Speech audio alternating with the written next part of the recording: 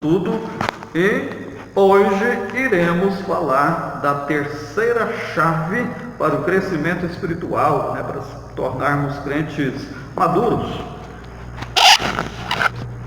Abramos as nossas Bíblias no livro de Gênesis, capítulo 6. Livro de Gênesis, capítulo 6. Estaremos lendo aí até o verso 22, vamos começar do verso 5, e leremos aí todo o restante do capítulo, Gênesis de número 6.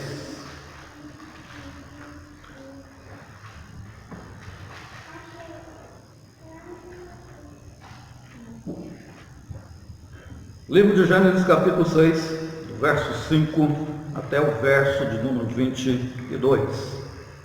Vamos lá para a leitura. Vou convidar aqui a minha família para estar lendo os versos pares. Os irmãos aí podem acompanhar a leitura em suas casas. Gênesis 6, verso de número 5 em diante. Diz assim: Viu o Senhor que a maldade do homem se havia multiplicado na terra e que era continuamente mal todo o desígnio do seu coração. Então se arrependeu o Senhor de ter feito o homem na terra, e isso lhe pesou no coração. Disse o Senhor: Farei desaparecer da face da terra o homem que criei, o homem e o animal, os répteis e as aves dos céus, porque me arrependo de os haver feito. Porém Noé achou graça diante do Senhor. Eis a história de Noé. Noé era homem justo e íntegro entre os seus contemporâneos. Noé andava com Deus. Gerou 3 filhos, Sem, Cã e Jafé. Temos novamente um outro título: Deus anuncia o dilúvio. A terra estava corrompida à vista de Deus e cheia de violência. Viu Deus a terra, e eis que estava corrompida, porque todo ser vivente havia corrompido seu caminho na terra. Então disse Deus a Noé: Resolvi dar cabo de toda a carne, porque a terra está cheia da violência dos homens. Eis que os farei perecer juntamente com a terra. Faze uma arca de tábuas de cipreste, nela farás compartimentos e calafetarás com betume por dentro e por fora. Deste modo a farás. De 300 côvados será o compartimento, de 50 a largura e a altura de 30. Farás ao seu redor uma abertura de 1 côvado de altura. A porta da arca colocarás lateralmente. Farás pavimentos na arca, um embaixo, um segundo e um terceiro. Porque estou para derramar águas sem dilúvio sobre a terra, para consumir toda a carne em que há fôlego de vida debaixo dos céus. Tudo o que há na terra perecerá. Contigo, porém, estabelecerei a minha aliança. Entrarás na arca, tu e teus filhos, e tua mulher, e as mulheres de teus filhos. De tudo o que vive, de toda a carne, 2 de cada espécie, macho e fêmea, farás entrar na arca para o conservares vivos contigo. Da gado segundo a sua espécie, do gado segundo as suas espécies, de todo réptil da terra segundo as suas espécies. 2 de cada espécie virão a ti para os conservares em vida.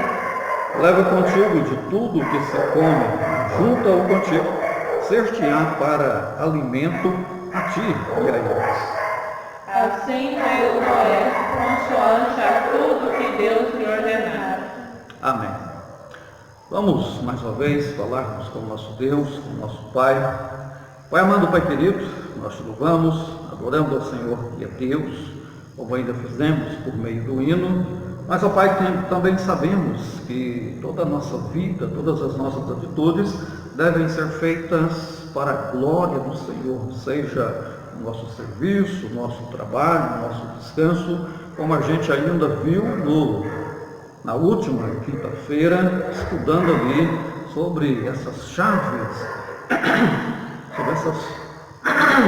sobre essas chaves para o crescimento espiritual. Então, portanto, ó Deus querido, nos ajude a estarmos realmente crescendo espiritualmente. E hoje, ó Pai, estaremos diante dessa outra chave, portanto, fale conosco através do Teu Santo Espírito, ó Pai, por meio da palavra do Senhor. Oramos agradecidos, oramos em nome de Jesus. Amém. Vamos lá então, na oração até disso aí qual foi a última chave, né? Na verdade, a segunda chave. A segunda chave foi a respeito de como a gente glorificar a Deus, como a gente fazer isso no dia a dia, quais as maneiras, né? E a gente deve então glorificar a Deus no dia a dia. A primeira chave, estão lembrados? Aprendemos que tudo que nos fez, Ele fez para a sua glória. Exatamente isso. Tudo aquilo então que Deus criou, todo o universo, inclusive o homem, Deus nos criou para glorificá-lo e também gozá-lo para sempre, ou seja, encontrar em Deus alegria, encontrar em Deus paz, encontrar em Deus e nas suas coisas realização para a nossa vida. Exatamente isso, né? Gozar então da presença de Deus, das suas bênçãos no dia a dia e também das coisas, né, difíceis que Deus envia sobre a nossa vida. Deus não permite apenas coisas fáceis, né, em nossa vida. Ele também permite, até envia coisas difíceis que nos faz então crescer no nosso dia a dia. Nós também tratamos sobre aquela chave mestra. A chave mestra é a palavra de Deus, essa palavra que é viva e que é eficaz e continua viva e é alimento das nossas almas. Hoje então é a terceira chave. Essa terceira chave, eu tive um presbítero que gostava de dizer que essa atitude, essa ação é algo que as crianças não gostam e também os adultos não gostam, né? Ou seja, nós temos dificuldade. O ser humano, pelo fato então de ser pecador, ele tem uma grande dificuldade com essa terceira chave. Qual então é essa terceira chave? Olhando para a vida então de Noé, nós vemos Noé como sendo um homem temente a Deus, mas não é isso.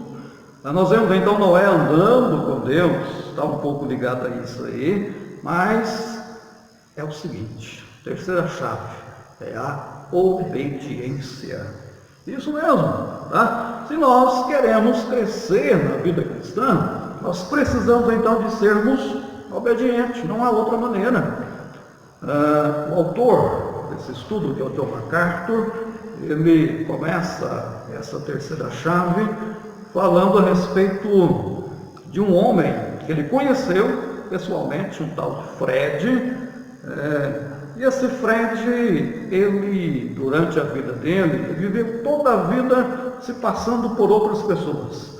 Ele exerceu diversas profissões que ele desejava exercer, e ele então falsificava documentos pessoais, falsificava diploma e exercia aquela profissão por um tempo. Depois ele enjoava daquela profissão e fazia novos documentos, conseguia organizar toda a papelada e vivia e praticava outro tipo de profissão. Ele era impostor, vivia uma vida de engano, enganando a ele mesmo e também enganando as pessoas que estavam à volta, porque as pessoas dificilmente descobria que aquilo não era verdadeiro, que aquilo não era o nome dele, que aquele não era a profissão dele. Irmãos amados, irmãos queridos, e aí John MacArthur afirma, infelizmente, nas igrejas, isso foi no passado e também é no presente hoje, pode acontecer de nas nossas igrejas terem pessoas que vivem assim, e faz de conta que é crente, mas não é crente. São impostores, estão enganando a eles mesmos. Nesse sentido, nós temos a palavra de Jesus já no livro de Lucas e também Mateus, e pelo menos 3 dos evangelhos, tratando a respeito desse tipo de atitude. Em Lucas, capítulo 13, verso 36 a 43, nós encontramos ali Jesus contando uma parábola, e essa parábola é sobre o trigo e o joio. Estão lembrados? Aquele homem planta o trigo, mas vem então o inimigo dele e planta o joio. O pessoal disse: alô, fulano de tal, nós queremos aqui arrancar o joio, porque o joio vai atrapalhar aqui a produção. E então aquele senhor disse: olha, não vai arrancar, porque é muito parecido o joio com o trigo. E quem conhece, e quem conhecia naquele tempo lá essas culturas, esse plantio, realmente sabia que esse tipo de espinho, enquanto mais novo, era muito parecido com o trigo. Então assim também é o joio na igreja, assim também é aquele que na verdade não tem um compromisso sério com Deus, que realmente lá no coração ele não converteu. E temos também essa palavra bem dura aí de Jesus em Mateus capítulo 7, quando ele está terminando ali o Sermão da Montanha, ele fala a respeito então da obediência. Tanto ele ilustra a partir daquelas duas casas, a casa construída na areia e a casa construída na rocha. A construída na rocha é aquele que ouve a palavra e pratica, a sua casa não cai. E ele também tratou a respeito do seguinte, que quando Jesus estiver voltando, isso vai acontecer em breve, as pessoas vão dizer para ele: Senhor, Senhor, nós fizemos cura no seu nome, nós profetizamos no teu nome. E então o Cristo vai dizer: olha, arreda de mim, vocês não fizeram a vontade de meu Pai. Acho que é até bom a gente dar uma olhadinha nesse texto. Fica então em Mateus capítulo 7, verso 21 e verso 23, vou ler para ficar mais claro aí essas palavras de Jesus, que vai acontecer então no dia da sua volta, no momento do julgamento. Livro de Mateus, capítulo 7. Livro de Mateus, capítulo 7, veremos do verso 21 até o verso 23, onde Jesus diz assim: nem todo o que me diz Senhor, Senhor, entrará no reino dos céus, mas aquele que faz a vontade de meu Pai que está no céu, ou seja, que é obediente, que pratica os ensinos de Cristo. Continua, verso 22. Muitos naqueles dias hão de dizer: Senhor, Senhor, porventura não temos nós profetizado em teu nome? Em teu nome não expelimos demônios? Em teu nome não fizemos muitos milagres? Aí então olha a resposta de Jesus: então lhes direi explicitamente: nunca vos conheci, apartai-vos de mim, os que praticais a iniquidade. Olha o finalzinho aí: apartai-vos de mim, os que praticais a iniquidade. Pode ser um líder religioso, que talvez foi usado por Deus até mesmo para pregar belas mensagens, até mesmo, como está dizendo aqui, até para trazer uma cura para alguém. Mas se ele não vive uma vida de obediência, ele está caminhando para o inferno, está caminhando para o inferno. Então a terceira chave é obediência, e a gente vai dar uma analisada nessa questão da obediência exatamente na vida de Noé.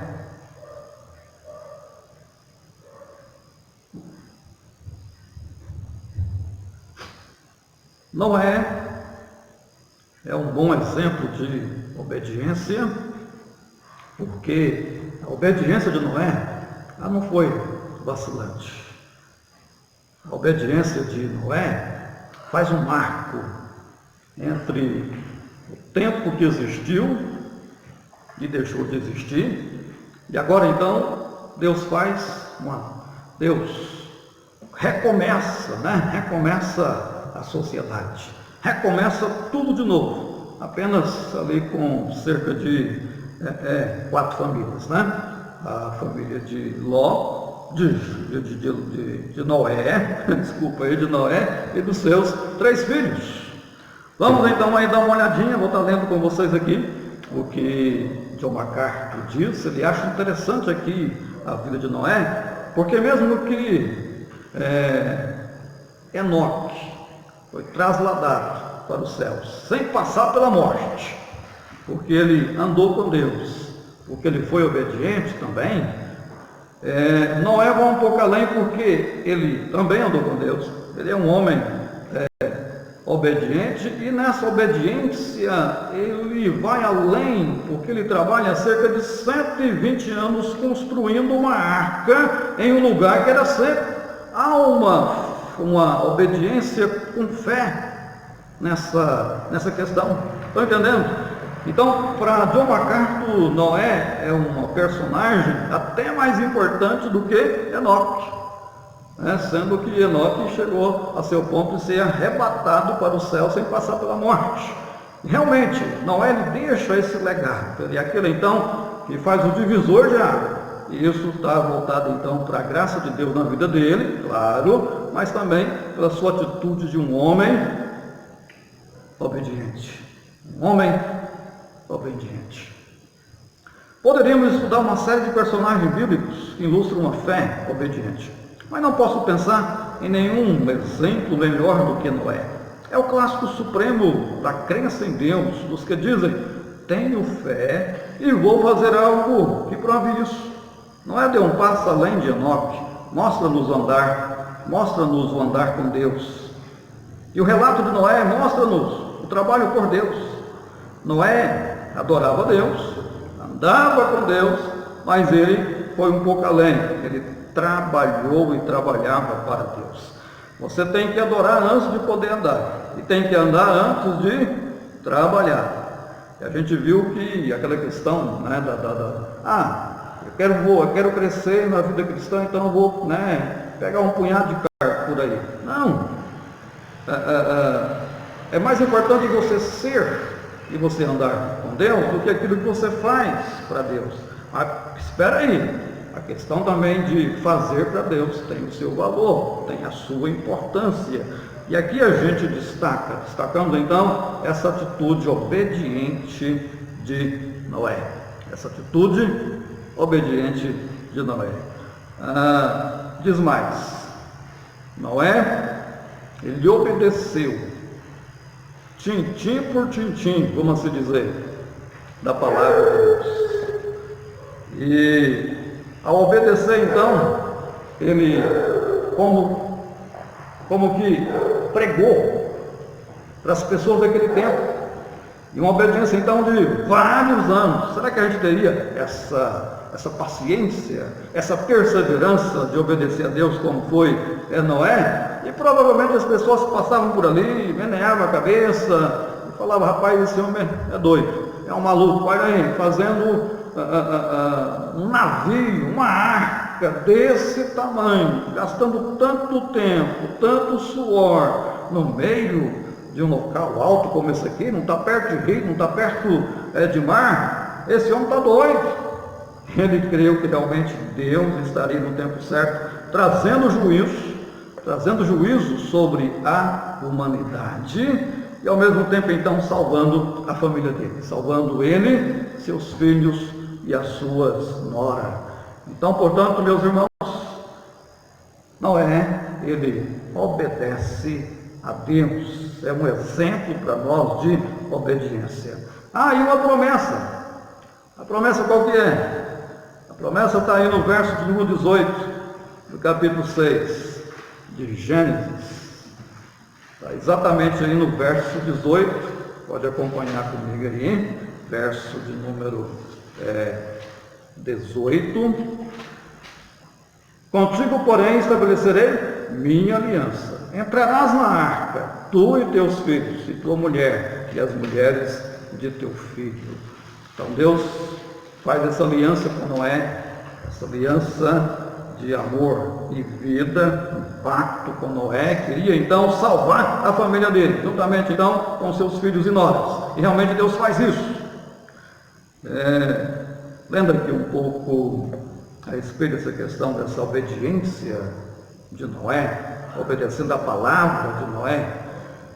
John MacArthur diz: alguns de nós creem em Deus, apressamos-nos em começar, que não é que Deus está mandando a gente fazer, talvez o nosso o nosso cargo, o nosso ministério, mas paramos por aí, não continuamos.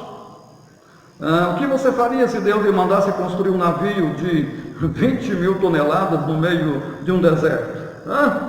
Os maiores atos, então, de obediência da humanidade ocorrem aí na vida desse homem. É esse homem que demonstra para nós, Noé. Noé, então, realmente ele realizou uma obediência total. Ele não tinha nenhuma prova, ele não tinha nenhum indício fisicamente visível de que realmente haveria esse dilúvio. Ele não tinha. Ele estava realmente fazendo pela fé. Ele estava obedecendo de uma maneira completa pela fé. Deus aqui passa até a metragem, né? Os compartimentos. Vocês viram isso? São cerca de 3 andares. Baixo, do meio e de cima. Deus então coloca aí a metragem certinha, coloca a madeira também que ele deveria fazer, e ele faz do jeitinho que Deus manda. Isso é o que? Obediência. Ele vai lá e faz os 3 andares. Ele não diz, não, Senhor, 3 andares está pouco, vamos fazer mais um em cima. Não, ele obedeceu literalmente da maneira que Deus colocou para ele. E aí nós então aplicamos para nós, irmãos, a palavra de Jesus, os ensinos que nós temos na Bíblia. Aqueles que não terminaram com o Antigo Testamento, quem sabe que algumas coisas terminam ali no Antigo Testamento, né? Elas se fecham e deixam de vigorar em Jesus. E tem então, né, os mandamentos morais e muitos outros ensinos que é para nós hoje. E esses ensinos então Jesus nos coloca nos seus evangelhos, os evangelhos escritos pelos seus apóstolos e discípulos.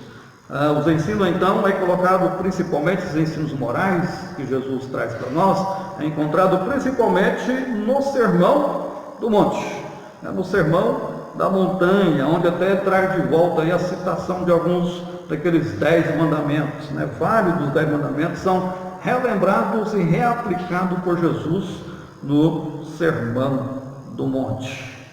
Irmãos queridos, no que se baseava então essa obediência de Noé? Na crença que ele tinha na palavra de Deus. E Deus iria cumprir a palavra dele. Ia realmente trazer o dilúvio. E que não ia escapar ninguém. Eu quero dar uma voltadinha aqui atrás, porque nós temos um termo aqui, e John MacArthur trata desse termo, que talvez assusta algumas pessoas, né? E pode, se a gente não entender direitinho, pode nos levar a cometer erro. Aqui no verso de número 7, capítulo 6 de Gênesis, verso 7, está dizendo: diz o Senhor, farei desaparecer da face da terra o homem que criei, o homem e o animal, os répteis e as aves dos céus, porque me arrependo de os haver feito. Porque me arrependo de os haver feito. Aqui a gente pensou, então Deus arrependeu, ele não sabia o que ia acontecer pela frente, e aí ele foi pego de surpresa? Sabemos que não foi assim. Na verdade aqui Deus usa uma linguagem mais humana para a gente entender o peso disso para Deus. Ou seja, ele não gostou disso, ele não queria que o homem viesse realmente a corromper, como corrompeu. Corrompeu tanto que não tinha mais condição de continuar a sociedade existindo. Era maldade em cima de maldade, violência em cima de violência. E tudo enquanto é tipo, né, de corrupção, a corrupção mesmo. Essa questão que a gente tem visto muitas vezes no meio da sociedade de hoje, né? Corrupção na família, corrupção em relação aos preceitos morais, corrupção na parte da justiça, que deveria ser justa, mas se corrompe, corrupção no administrativo, né, poder administrativo, o que a gente tem visto acontecer, né, misericórdia, naquele tempo aconteceu e provavelmente foi até pior do que os momentos que a gente está vivendo, assim. Então Deus põe fim, e Ele põe fim nisso aí, vamos dizer, não alegre com a situação, mas triste com a situação. Essa questão aí, desse uso da palavra me arrependo, nós vamos encontrar outros versos da Bíblia que vai dizer que Deus não arrepende. A Bíblia não entra em contradição. Então o correto é a gente entender que esse arrependimento se trata a respeito de linguagem antropomórfica. Ou seja, é uma maneira de Deus levar a gente a entender aquilo que Ele teve, né, no seu coração. Irmãos queridos, Noé então obedece a Deus, ele trabalha aí tintim por tintim, aplica todos os ensinos, né, as medidas que Deus passa e constrói essa arca. Ele prega a justiça, ele prega a verdade por meio da construção da arca, porque o povo com certeza passava por lá, não foi nem preciso ele sair gritando em algum lugar, como foi o caso de Jonas, né, de ter ido na cidade e pregar. Ele prega ali com o seu próprio serviço, também com a sua boca. E também ele rejeitou o mundo. Ele não aprovava o costume daquela época. Ele não viveu as mesmas práticas. Ele agiu diferente. Mas mesmo assim a gente vê que ele é escolhido pela graça de Deus. É a graça de Deus então que superabunda sobre a vida dele, e assim ele é escolhido então para construir essa arca. Nós não podemos esquecer dessa questão da graça. E está aí no verso 8, acompanhe comigo aí, capítulo 6, Gênesis capítulo 6, verso de número 8, que diz: porém Noé achou graça diante do Senhor. A graça então estava operando, não era só o mérito de Noé. Os nossos méritos são minúsculos, não tem como a gente receber a salvação, receber livramento, por meio dos nossos méritos. Mas Deus derrama da graça dele sobre nós, nos salva hoje em Cristo Jesus por meio da sua graça, e salvou também Noé no passado. Mas entenda, ele era um servo de Deus que obedecia a Deus. O juízo então de Deus aparece nessa história aí. Da perspectiva divina, nada mudou. Mas em termos humanos, parecia que Deus havia mudado de ideia e resolvido apagar a raça humana. Foi uma solução muito séria para o problema, diz o John MacArthur. Será que Deus estava sendo severo demais? Era o fim da misericórdia? Com certeza não. Mas Deus então interviu ali, trazendo o seu juízo. Se Deus não agisse para destruir os homens, a sociedade já estaria numa situação muito antes de Cristo vir a esse mundo em caos. O pecado sobre pecado vai só arrebentando com as pessoas. E da mesma forma então como Deus julgou lá no passado, Ele vai também julgar na volta de Jesus, que nós temos o chamado então de dia de juízo. O chamado então de dia de juízo. E perguntamos uma coisa: qual que é a motivação da obediência de Noé? Qual que é essa motivação?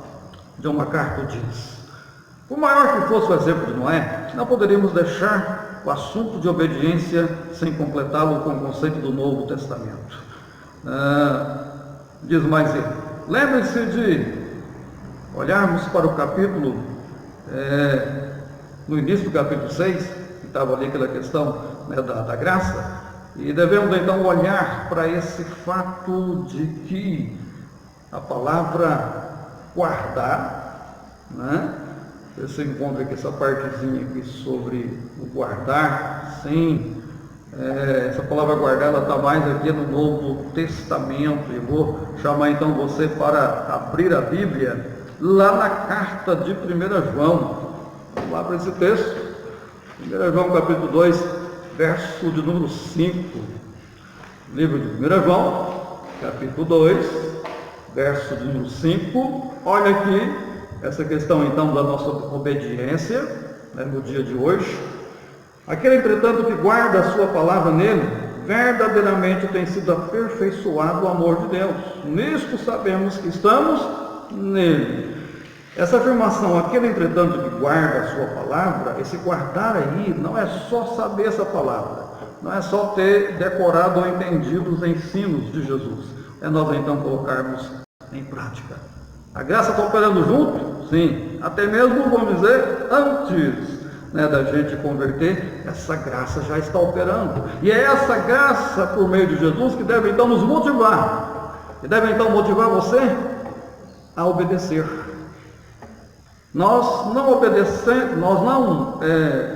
obedecemos a Deus para ser salvo. Não é essa a sequência. Isso aí traz uma pressão terrível e, ao mesmo tempo, uma crença errada, achando que a gente vai conseguir conquistar e comprar a salvação com a nossa obediência. Não, é o contrário. Deus nos amou primeiro, a sua graça nos atinge, e a partir então dessa obra feita em nosso coração, nós reagimos de maneira grata e até mesmo de maneira alegre e de maneira, vamos dizer também, empolgada com a ação de obediência, com essa iniciativa de obedecer. Então é bom a gente olhar para essa questão. A motivação da nossa obediência é a graça de Deus na nossa vida. E provavelmente também isso, de uma forma talvez não muito clara como para nós, também aconteceu na vida de Noé. Noé recebe a promessa: olha, vocês serão os únicos que vão escapar, eu vou guardar vocês. O que Noé faz? Opa, eu tenho aqui uma chance. Deus está me abençoando, Ele está me agraciando. E com essa motivação, Noé então, crendo que Deus realmente ia fazer o que Ele falou que ia fazer, ele vai então e constrói a arca. Quanto tempo? 120 anos trabalhando nessa arca. 120 anos de obediência, Obediência aí bem específica e concisa. Meu irmão, minha irmã, como está essa questão de obedecer a Deus na sua vida? Como está? Sabemos que realmente o ser humano, a nossa parte pecadora, o nosso velho homem, detesta a obediência. Não é só criança que tem problema com a obediência, não. Nós também adultos. Mas, meus irmãos, nós temos e precisamos obedecer a Deus. Aquele que é salvo, aquele que realmente foi alcançado pela graça de Deus, ele não vive no pecado, ele não vive na prática do pecado. É o que João vai dizer também na sua primeira carta. Então, portanto, nós temos de tomar esse cuidado. Não é uma pressão para a gente realmente obedecer, não é uma pressão, mas é uma atitude de resposta ao amor de Deus em sua vida, ao alcance da graça de Deus na sua vida. Vou tentar lendo isso aqui. Vamos então para a conclusão. E o desafio para nós é esse mesmo. Olhe para você, como você tem obedecido a Deus. Se você tem sido negligente a obedecer, a partir desse estudo de hoje, tome essa iniciativa de obedecer ainda mais, porque sem obediência você não vai crescer na vida espiritual. Você vai ficar estagnado, você vai ficar um bebezinho ali o tempo todo. Então essa chave aí da obediência é muito e muito importante. Conclusão desse estudo de hoje. Falamos então do John MacArthur. Ele vai dizer que existem duas espécies de obediência. Uma é boa e correta, a outra é ruim, errada e doentia, tá? Quais são então essas duas obediências? Vamos lá.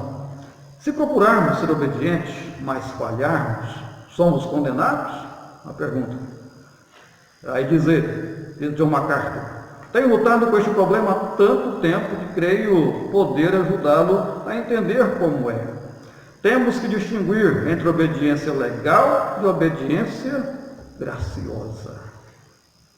Continua ele. Obediência legal, aí como vocês já entendem, aquela questão do legalismo. Obediência legal exige obediência absoluta, perfeita, sem falha alguma. E aí se a pessoa peca, ela fica naquele sofrimento terrível. Sim, é verdade também que quando a gente peca, a gente não pode ficar de qualquer forma, a gente deve sentir tristeza diante do nosso pecado. Mas é aquela ideia que se eu pequei, perdi a salvação. Não, gente, não é assim não. Esse tipo então de obediência legal, ela não é a correta. Continua, diz o John MacArthur: se uma vez a lei for violada, morte. É essa dor e a falha da obediência legal, essa dessa maneira errada aí. Mas existe a obediência graciosa, onde as próprias palavras têm um som melhor. A obediência graciosa pertence à aliança da graça, que é esse momento que a gente vive, né? A graça realmente sendo derramada de uma forma superabundante. A obediência graciosa é um espírito amoroso e sincero. Embora repleta de defeitos, que a gente infelizmente continua sendo pecador, é aceita por Deus, pois suas máculas são apagadas pelo sangue de Jesus Cristo. Perceba a diferença na aliança da graça, esse tempo que a gente está vivendo. Deus olha o coração, não as obras. Fico contente com isso. E você? Se Deus me julgasse pela obediência legal, eu passaria a eternidade no inferno. Isso é John MacArthur dizendo.